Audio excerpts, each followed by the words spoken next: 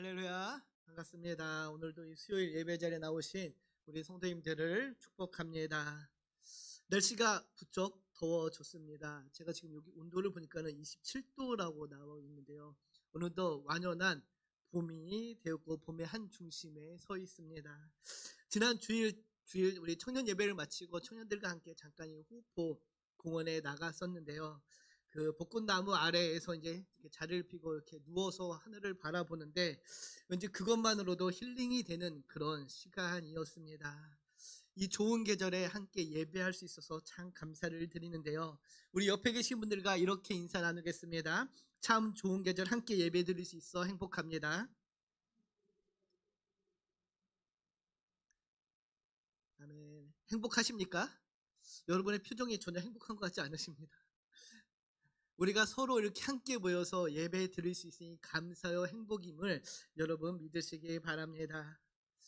주님의 부활 이후 지금 저희는 기쁨의 50일이라는 절기를 보내고 있습니다. 지난 주일에 주보에 나갔듯이 이 기쁨의 50일은 부활절부터 성령 강림 주일까지의 50일의 그 시간을 가리키는 것인데요. 주님의 부활과 승리를 축하하고 기뻐하는 절기입니다. 또한 주님의 부활이 단지 그 부활절 하루 만에 이벤트나 행사가 아니라 하루 만에 사건이 아니라 이제 그 기쁨의 50일을 지나며 삶의 자리에서 이어지기를 소망하는 그런 절기이기도 하지요. 그래서 이 기쁨의 50일을 보내면서 우리가 그 이전 시간까지 로마서 말씀을 좀 함께 살펴봤었는데 잠깐 멈추고 이 기쁨의 50일 우리가 어떻게 주님의 제자요 또 성도로서 그 부활의 기쁨을 함께 나누며 살아갈지에 대해서 함께 좀 살펴보도록 하겠습니다. 오늘 첫 시간인데요. 사도행전 1장을 함께 봅니다. 우리 같이 제목을 한번 읽어볼까요? 끝이 아닌 시작, 예수님의 마지막 명령. 이 사도행전 1장 우리가 너무도 잘 알고 있는 본문이죠. 특별히 1장 8절이 있기 때문에 우리 모두가 다 익숙한 본문이기도 합니다. 저도 이 본문으로 여러분과 한 두 번 정도 설교를 나눴던 것 같은데 이 사도행전 1장을 시작하며 우리가 발견하게 되는 것은 부활 이후 주님의 가르침의 핵심은 하나님의 나라와 그 하나님 나라를 증거하는 증인의 삶에 포커스를 두고 있다는 것이죠. 주님께서는 부활하신 후 승천하시기까지 한 40일 여행 동안에 이 땅에 머무르면서 마지막으로 다시 한번 제자들에게 주님께서 이 땅에 오신 이유와 또 주님이 가신 이후 제자들이 지키고 확장해야 될 그 하나님 나라를 선포하고 가르침을 주셨습니다. 그래서 오늘 우리가 읽은 이 사도행전은 주님의 명령을 받은 제자들이 그 주님의 명령에 따라서 이제는 그런 삶을 증인의 삶을 어떻게 살아냈는지에 대해서 증거하는데요. 오늘 본문 1장 시절 이렇게 시작을 하죠. 우리 같이 한번 다시 읽겠습니다. 데오빌로여, 내가 먼저 쓴 글에는 물론 예수께서 행하시며 가르치시기를 시작하신부터 그가 택하신 사도들에게 성령으로 명하시고 승천하신 날까지의 일을 기록하였느라. 아멘. 일자를 시작하며 저자는 이 글이 누구에게 전해지는 글인지 분명히 밝히고 있지요. 데오빌로여라고 시작을 합니다. 데오빌로에게 주어지는 글이라는 것을 알 수 있죠. 이 데오빌로란 이름이 또 한 곳 나오는 곳이 있습니다. 누가복음 1장 3절인데요. 이렇게 이야기하죠. 그 모든 일을 근원부터 자세히 미뤄 살핀 나도 데오빌로 각하에게 차례대로 써보낸 것이 좋은 줄 알았노니. 데오빌로란 이름이 또 나옵니다. 그래서 이 누가복음 역시 데오빌로에게 보내는 그림을 알 수 있는데 3절 다시 띄워주세요. 데오빌로 각하에게 보냈는데 차례대로 써보내는 것이 좋은 줄 알았노니 라고 합니다. 내가 차례대로 써보는 게 좋겠다는 생각에 지금 글을 쓰고 있다는 것이죠. 그래서 먼저 쓴 글이 누가복음이고 두 번째 쓴 글이 바로 사도행전입니다.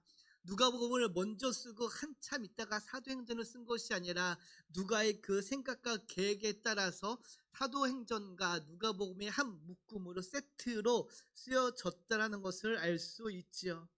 저자인 누가는 누가복음에서는 예수 그리스도의 생애와 사역 그리고 구원의 복음이 어떻게 시작되었는지를 보여주는 그 말을 데오빌로에게 보내고 이어지는 이건희니 사도행전을 통하여서 주 예수의 부활로 완성된 그 복음이 이제는 어떻게 이 세상 가운데 전파되고 있는지를 기록하고 있음을 우리가 알 수 있습니다. 특별히 누가는 이 사도행전을 통하여서 사도 바울의 선교 여정과 이방인들에게 복음이 전파되는 과정을 소상하게 기록함으로 복음이 주님께서 우리에게 전해진 그 복음이 특정 민족에게만 전해준 것이 아니라 모든 열방을 향한 복음임을 알려주고 있습니다. 그래서 이 누가복음과 사도행전을 통하여서 예수님의 사역에서 이제는 교회의 사역으로 옮겨지는 그 과정을 우리에게 알려주고 있지요. 그 전환점에서 오늘 1장 1절부터 8절 11절까지 엄밀히 얘기하면 11절까지 그 서론에 해당하는 부분에서 부활하신 주님께서 제자들에게 어떻게 자신을 나타내셨는지 그리고 무엇을 가르치셨는지를 다시 한번 명확하게 밝히고 있습니다. 오늘 본문 3절을 보면 이렇게 알려주죠. 우리 3절을 같이 다시 한번 읽겠습니다. 그가 고난받으신 후에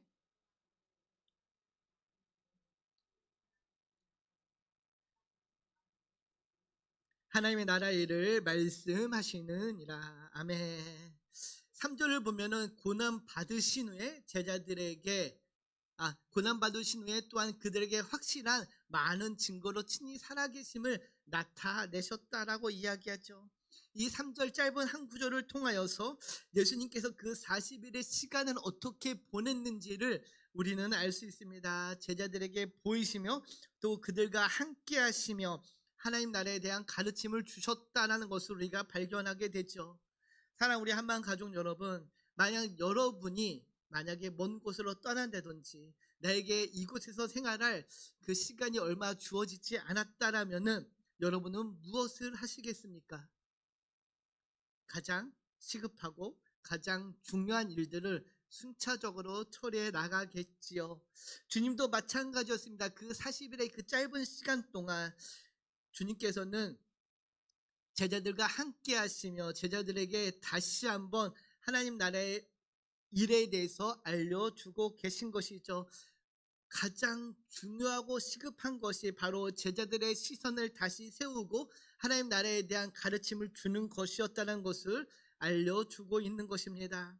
그리고 마지막으로 성령의 약속을 통하여서 새롭게 시작하는 그 삶의 방향을 제시해 주십니다. 8절을 보면 이렇게 이야기하죠. 오직 우리 같이 읽겠습니다. 오직 성령이 너에게 임하시며 너희가 권능을 받고 예루살렘과 온 유대와 사마리아와 땅끝까지 이르러 내 증인이 되리라 하시니라. 주님께서는 제자들과 함께 하시며 그 마지막 순간 성령의 임재를 통해 변화될 제자의 삶이 어떠한 삶인지를 말씀해 주십니다. 성령을 통해 거듭난 제자들, 새롭게 태어난 제자들의 삶은 바로 증인의 삶이 될 것을 말씀해 주고 계신 것이죠. 성령이 너에게 임하시며 너희가 권능을 받아 내 증인이 된다라고 말씀해 주십니다. 무엇의 증인입니까? 바로 주님의 부활의 증인이며 하나님 나라의 증인으로 살아갈 것을 말씀해 주고 계신 것이죠. 그리고 그 살아가는 능력이 어디서 옵니까? 바로 성령이 너에게 임하시며 너희가 권능을 받아서 그렇게 될 것이다라고 약속해 주십니다. 어떤 상황과 환경에도 굴하지 않는 신앙을 지켜내는 능력, 바로 믿음의 능력이 너에게 주어짐으로 이제는 그 능력으로 증인의 삶을 감당하게 될 것을 약속해 주고 계신 것이죠. 사랑하는 성도 여러분, 성령이 임하시면 능력을 받습니다. 어떤 능력인가요? 바로 믿음을 지켜내는 능력입니다. 그래서 증인으로서 삶을 살아갈 수 있는 능력이 되지요. 그럼 이 믿음을 지켜내는 능력, 이 믿음은 어떤 믿음입니까? 무엇에 대한 믿음입니까? 3절을 다시 보면 이렇게 알려주죠. 우리 같이 한번 보겠습니다. 그가 고난받으신 후에 또한 그들에게 확실한 많은 증거로 친히 살아계심을 나타내사. 여기까지만 읽겠습니다.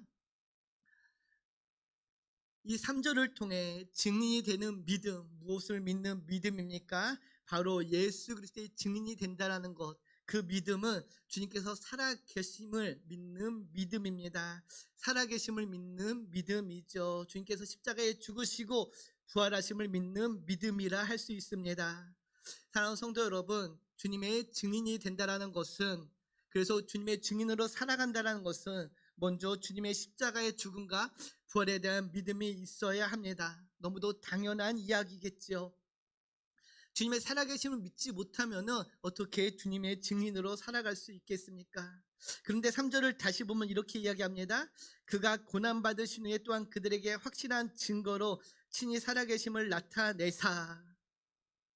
확실히 많은 증거로 친히 살아계심을 나타냈다라고 이야기합니다. 무엇을 알려주나요? 누가가 지금 이 기록을 쓰는 그 당시에 주님의 부활을 믿지 못하는 자들이 있었다라는 것입니다. 주님의 부활 이후에도 주님의 부활하심을 믿지 못하는 사람들이 있었기에 주님께서는 확실한 많은 증거로 주님의 살아계심을 나타냈다라는 것이죠. 부활이 사실임을 누가가 다시 한번 증명하고 있는 것입니다.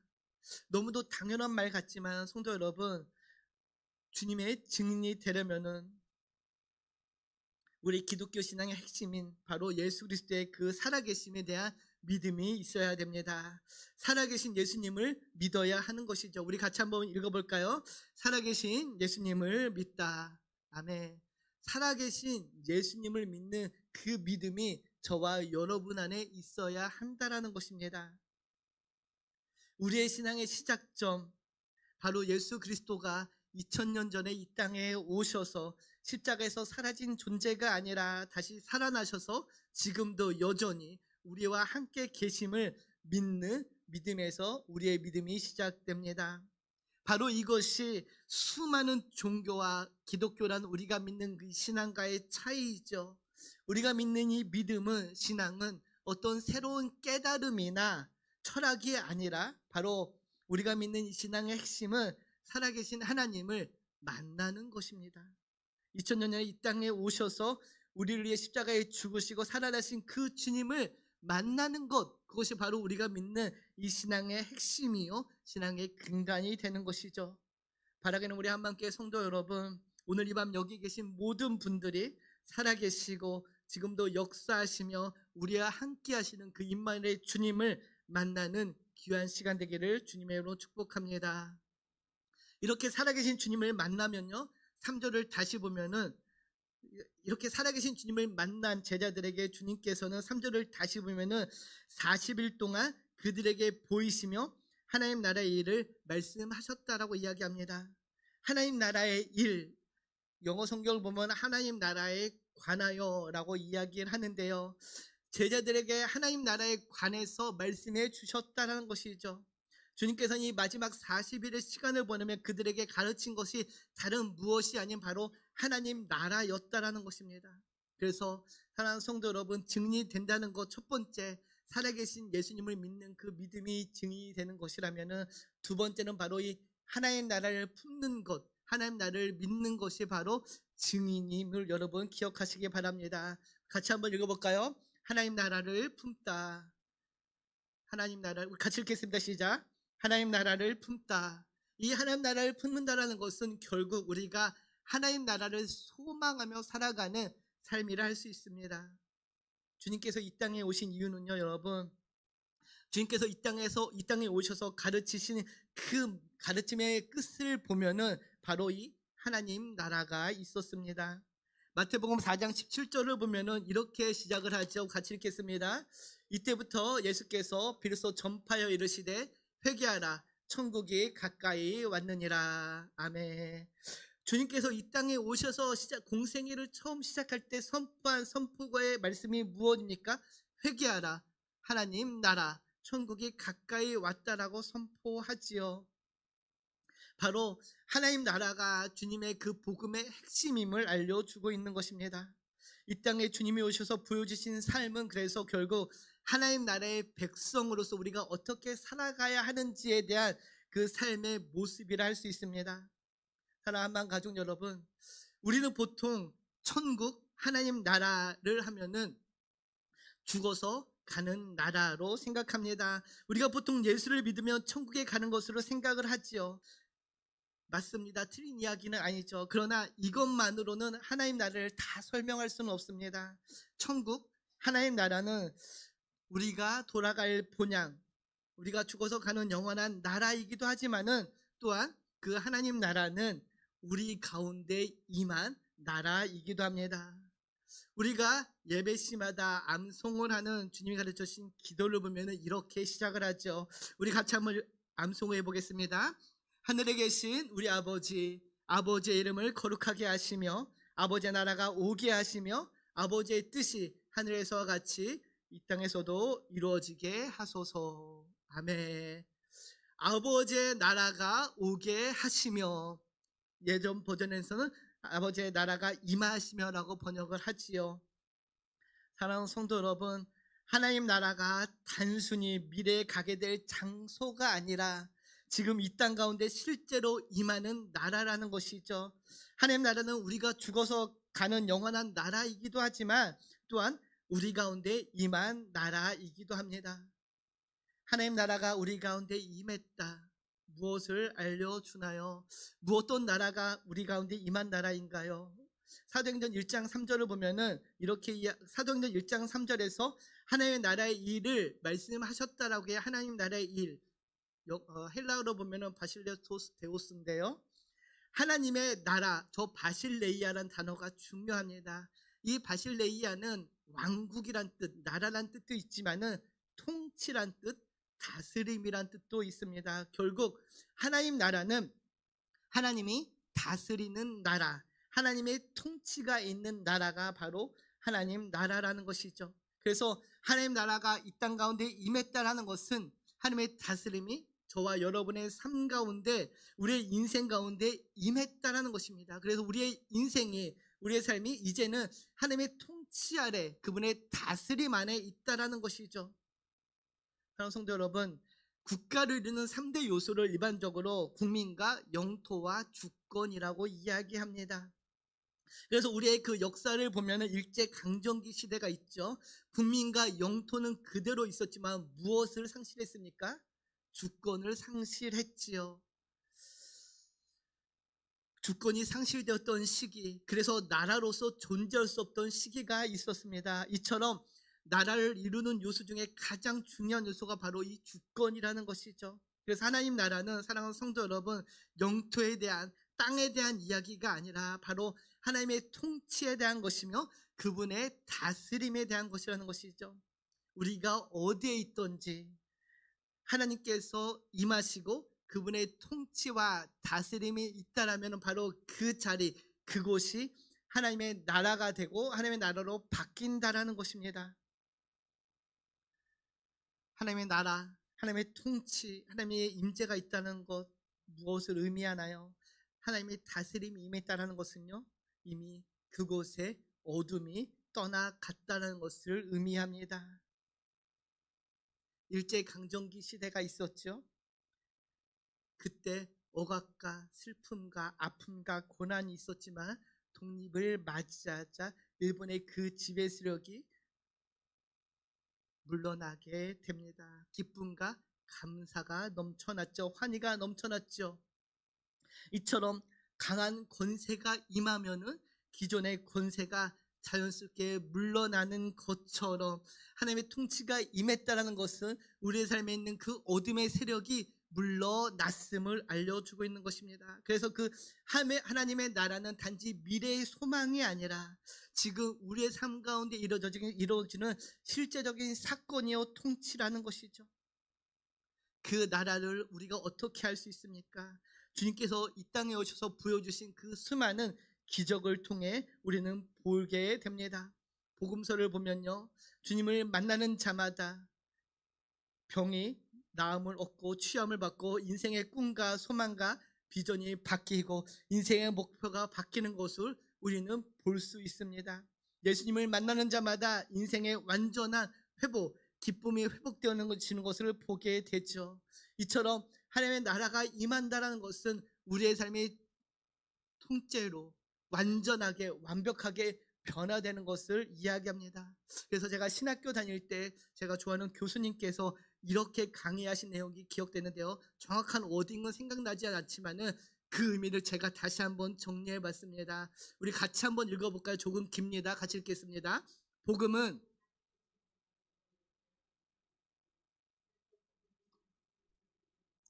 삶의 방향을 바꾸라는 요청이고 선언이다. 그래서 우리 안에 하나님의 나라가 임한다는 것은 그분의 새로운 가치로 우리 안에 거룩한 혁명이 일어나는 것이다.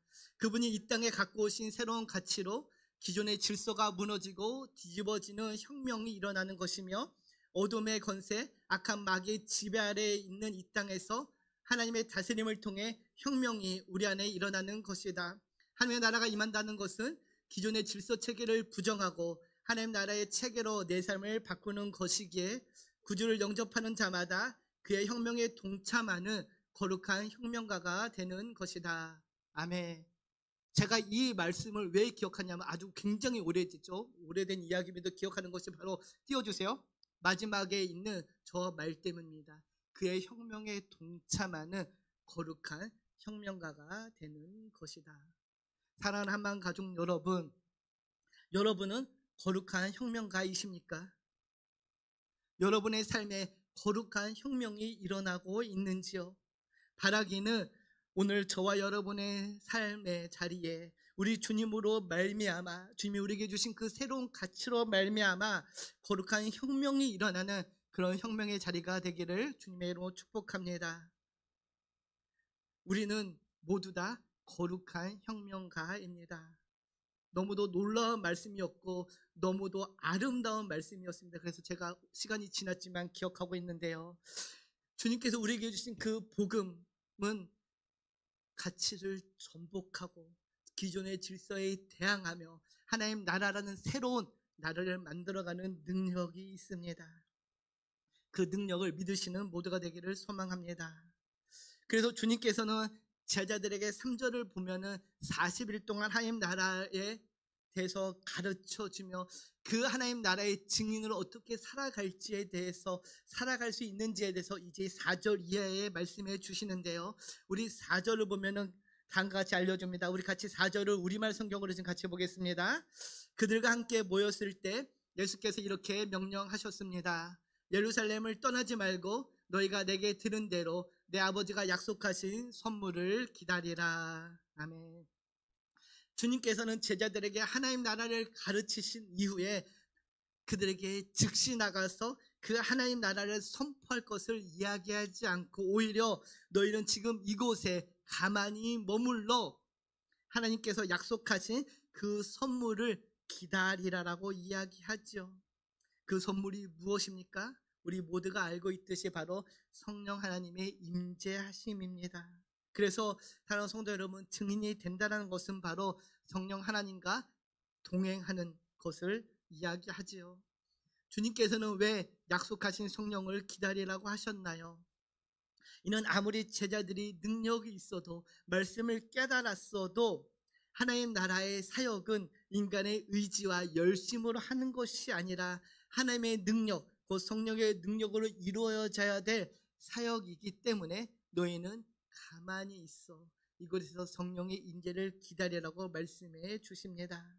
하나님의 역사는 내가 이루는 것이 아니라 바로 하나님이 하셔야 하기 때문이라는 것이죠. 그래서 성령을 사모하라고 갈망하라고 말씀해 주고 있습니다. 그런데 중요한 것은 4절을 다시 보면은 예루살렘을 떠나지 말고 이곳에서 기다리라고 이야기해 주지요. 왜 주님께서는 예루살렘을 떠나지 말라고 말씀하셨을까요? 반대로 이야기하면은 주님께서 떠나신 후 제자들이 아마 예루살렘을 떠날 것을 걱정하셨던 것 같습니다. 주님이 가신 이후 제자들은 예루살렘을 떠나고 싶어 했을 수 있다라는 것이죠. 왜 그들은 예루살렘을 떠나고 싶어 했을까요? 왜 그랬을까요? 예루살렘이 어떤 곳입니까? 바로 주님께서 십자가에서 돌아가신 곳입니다. 그곳에는 여전히 예수를 반대하는 자들이 있었습니다. 다시 말해 주님을 따르는 제자들의 신변의 안전이 보장되지 않을 수 있다는 것이죠. 그래서 아마도 제자들은 예루살렘을 떠나고 싶어 했을 것입니다. 그럼에도 불구하고 주님께서는 너희는 예루살렘을 떠나지 말고 이곳에서 성령을 기다리라고 이야기하죠. 갈릴리에서 기다리라고 이야기한 것이 아니라 바로 이 예루살렘에서 기다리라고 이야기합니다. 왜? 바로 그 두려움의 자리에서 주님께서는 그들에게 믿음을 배우게 하시기 원하셨습니다. 믿음을 배우기 원하셨습니다. 주님께서 이곳에 머물라라는 그 명령은 아마도 두려움을 피하지 말고 하나님을 신뢰하라라는 그런 명령이었을 것입니다.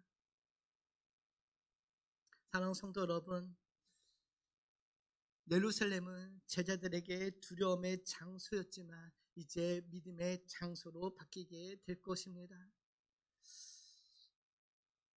오늘 내가, 저와 여러분이 어디에 있느냐, 그것이 중요한 것이 아니라 거기에 누구와 함께 있느냐가 중요하다는 것이죠. 제자들이 두려움으로 있는 그 예루살렘이 하나님을 신뢰하고 하나님과 함께 있는 곳이면은 그곳이 바로 가장 안전한 곳이 될 수 있다는 것이죠. 내가 가장 안전하게 여기는 곳, 그 누구도 나를 해치지 못할 것이라고 믿는 그 곳에 하나님이 없다라면은 그것은 안전한 곳이 되지 않는다는 것입니다. 반대로 세상에서 가장 위험한 곳일지라도, 내가 사망의 음침한 골짜기를 다닐지라도 거기에 하나님이 함께 하신다라면은 그것이 가장 안전한 곳으로 바뀌게 될 것이라는 것을 알려주고 있는 것이죠. 내가 보기에 안전한 곳이 아니라 하나님께서 함께 하시는 곳이 진정으로 안전한 곳임을 알려주고 있는 것입니다. 그리고 그곳에서 제자들이 주님의 말씀에 따라 성령을 사모하며 기도할 때에 이어지는 사도행전을 보면은 성령 하나님께서 그곳에 임하십니다. 하나님께서 그곳에 임하시자 모든 것이 바뀌게 되지요. 성령이 임하시자 가장 위험하다고 생각했던 그곳에서 예루살렘 초대 교회가 시작됩니다. 성령이 임하자 역사가 바뀌게 된 것이죠. 십자가의 죽음이 있었던 그 자리가 놀라운 교회의 탄생의 기적의 자리로 바뀌게 됩니다. 하나님의 역사이고 하나님의 일하심이죠. 그 성령 하나님이 임하시자 그것에 어떤 기적이 일어나나요? 베드로의 설교에 수천 명이 죽게 돌아오는 기적이 일어나게 됩니다. 죽음으로 상징되었던 그곳에 생명의 말씀이 전파되고 전해지는 기적이 나타나게 된 것이죠. 사랑하는 성도 여러분, 기억하시기 바랍니다. 성령님께서 함께 하시는 그곳에 바로 생명의 역사가 일어납니다. 이렇게 성령의 이끌림을 받으면 저들의 삶이 어떻게 변화되었습니까? 오늘 보면 6절을 보면 이렇게 알려주는데요. 우리 6절을 같이 보겠습니다. 그들이 모였을 때 예수께 여쭈어 이르되 주께서 이스라엘 나라를 회복하심이 이때이니까 하니. 5절을 보면 주님께서 4절 5절을 보면 주님께서 성령을 기다리라고 말씀해 주시죠. 그런데 여전히 제자들의 관심은 이스라엘 나라의 회복에 있었습니다. 주님께서는 하나님의 나라의 일, 하나님의 비전, 주님의 비전을 말씀하셨지만은 그들은 여전히 자신이 속해 있는 이스라엘 나라의 회복에 관심이 있었던 것이죠. 그런 주님의 물음에 7절 8절을 보면 제자들의 물음에 7절 8절을 보면 주님께서 다음과 같이 말씀해 주십니다. 우리 같이 읽겠습니다. 이르시되 때와 시기는 7절 8절입니다. 7절 없나요? 제가 읽겠습니다. 이르시되 때와 시기는 아버지께서 자기의 권한에 두셨으니 너희가 알 바 아니요 오직 성령이 너희에게 임하시며 너희가 권능을 받고 예루살렘과 온 유대와 사마리아와 땅끝까지 이르러 내 증인이 되리라 하시니라. 아멘. 성령 하나님이 임하시자 그들의 삶이 증인의 삶으로 바뀌게 됩니다. 주님께서는 근데 제자들의 시선, 이스라엘 나라의 그 회복에 있었던 그 시선을 하나님 나라의 시선으로 옮겨 주신 것이죠. 제자들은 여전히 눈에 보이는 나라 이스라엘 회복을 기대하고 있었지만은 그러나 주님께서는 그들의 시선을 이제는 그 이스라엘 나라의 회복에서 하나님의 나라로 옮기시고 8절의 말씀처럼 예루살렘과 온 유대와 사마리아와 땅끝까지 이르러 확장되는 하나님 나라의 비전으로 그들의 그 비전을 바꿔주신 것입니다. 이것이 성령이 임한 증인의 삶의 모습이라 할 수 있습니다. 무엇이 달라지나요? 바로 비전이 달라집니다. 내 인생, 내 계획에 속해 있던 그들의 비전이 성령이 임하시자, 성령 하나님이 그들의 삶에 충만해지자 그들의 비전이 하나님 나라로 바뀌게 된 것이죠. 사랑하는 성도 여러분, 우리는 항상 나의 삶의 자리, 나의 문제, 나의 만족, 나의 회복에 초점을 두고 살아갑니다. 그러나 하나님은 훨씬 더 크고 훨씬 더 넓은 구원의 계획을 갖고 우리의 삶을 인도해 가신다는 것이죠. 때로는 하나님, 왜 이 문제가 해결되지 않나요? 하나님, 제발 이 문제만 좀 해결됐으면 좋겠습니다 라는 우리의 그 좁은 시선을 하나님께서 더 넓은 시선으로 보시고 그런 삶으로 우리의 삶을 인도해 가신다라는 것입니다. 그래서 사랑하는 성도 여러분, 성령 하나님이 우리의 삶에 함께 하시면요, 우리의 삶의 이유와 목적과 비전이 바뀝니다. 이후 제자들의 삶의 모습에서 우리는 이 사실을 확인할 수 있게 됩니다. 주님의 그 많은 제자들이 어떻게 됩니까? 다 주님의 나라와 주의 복음을 위하여서 복음 증거자로서 하나님 나라를 확장하는 그 비전을 갖고 나아가게 됐죠. 단적인 예를 들어볼까요? 우리가 의심 많은 도마라고 알고 있는 그 도마 어땠습니까? 주님께서 제자들에게 나타나실 때에 도마가 함께 있지 않았습니다. 요한복음 20장을 보면 함께 있지 않았죠. 그런데 제자들이 주님께서 나타나셨다, 주님께서 부활하셨다, 주님이 오셨다라고 이야기하니 도마가 무엇이라고 이야기합니까? 내가 그 손의 목적을 만져보고 그 옆구리의 창자국을 만져보지 않는 한 나는 믿지 못하겠다라고 이야기하죠. 그런 도마를 위해 주님께서 일주일에 다시 나타나십니다. 그리고 도마를 향해 말씀하시죠. 네가 말한 대로 한번 만져보려니. 그때 도마가 무엇이라고 고백합니까? 나의 주님, 나의 하나님이십니다 라는 신약성경 최고의 아름다운 신앙 고백을 하게 됩니다. 그리고 도마의 삶이 변하게 되죠.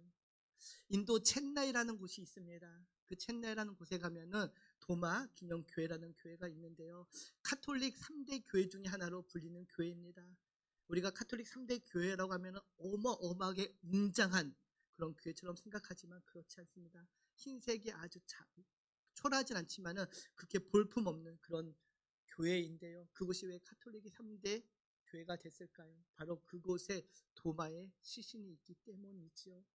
도마는 전승에 의하면요, 주님의 말씀에 따라 주의 복음을 위하여 인도 첸나이라는 지방까지 가서 거기서 복음 전하는 사역을 감당하다가 순교를 당하게 됩니다. 그래서 그 첸나이의 도마 동산이라는 곳이 있는데 그 도마 동산에 가면 아주 크게 하얀색 글씨로 나의 주님, 나의 하나님, my Lord, my God이라고 쓰여 있는데요, 이처럼 그의 삶이 변할 수 있었던 이유, 바로 성령 하나님이 임하시자 권능을 받아서 나갈 수 있었던 것이죠.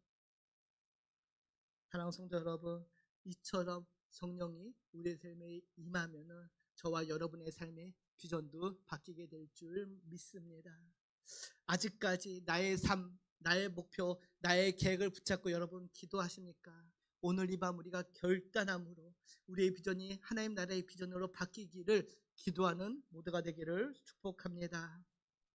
그래서 사도행전 1장 8절 이 말씀은 제자들에게만 주어진 말씀이 아니라 오늘을 살아가는 저와 여러분에게도 주어지는 동일한 말씀이요 부르심이 됩니다. 아직까지 나의 문제, 나의 회복, 나의 형편에 머물러 있는 우리의 삶을 주님께서는 이 사도행전 1장 8절 말씀을 통하여서 하나님 나라의 더 큰 비전으로 저와 여러분을 부르고 계십니다. 하나님의 나라는요, 하나님의 뜻은요, 하나님의 계획은 우리의 생각으로는 알 수 없습니다. 우리의 기대보다 크고 우리의 생각보다 넓고 우리의 생각보다 깊습니다. 그러나 우리는 다 알 수 없지만 성령 하나님이 우리와 함께 하시면은 우리는 그 하나님의 뜻을 따라 살아가는 삶을 살게 되는 것이죠. 땅 끝까지 이르러 내 증인이 될 거다라는 이 명령은, 그래서 우리가 살아가는 그 모든 자리에서 이제는 하나님의 부르심에 따라 구별된 자로 살아가라는 주님의 초대이며 부르심입니다. 사랑하는 성도 여러분, 우리의 최우선의 사명은 그래서 이 세상과 똑같이 살아가는 것이 아니라 이제는 성령의 임재함으로 말미암아 이 땅 가운데 같은 환경이지만 다르게 살아가는 삶을 모습을 가져야 할 것입니다. 고난과 위기, 유혹과 시험 속에 살아가지만은 그러나 주님의 부활의 생명을 가진 자로서 이제는 그런 세상 끝에 얽매이며 휘둘려가는 것이 아니라 앞서 말씀드렸듯이 우리 안에 일어난 그 거룩한 혁명으로 말미암아 거룩한 혁명가로 살아가는 것입니다. 그것이 바로 정령을 받은 자로서의 삶의 모습이며 주님께서 우리에게 말씀하신 그 마지막 명령대로 살아가는 삶이 될 것입니다. 바라기는 내 꿈이 아닌 하나님의 비전을 따라 이제는 나의 뜻과 나의 생각을 내려놓고 하나님의 선하시고 기뻐하시고 온전하신 뜻을 분별하며 나아가는 우리 모두가 되기를 축복합니다. 그것이 바로 하나님 우리에게 주시는 은혜요 복입니다. 이것보다 더 귀하고 값진 것이 없음을 기억하시고 오늘도 삶의 모든 자리에서 하나님의 선한 인도하심을 따라 살아가는 모두가 되기를 축복합니다.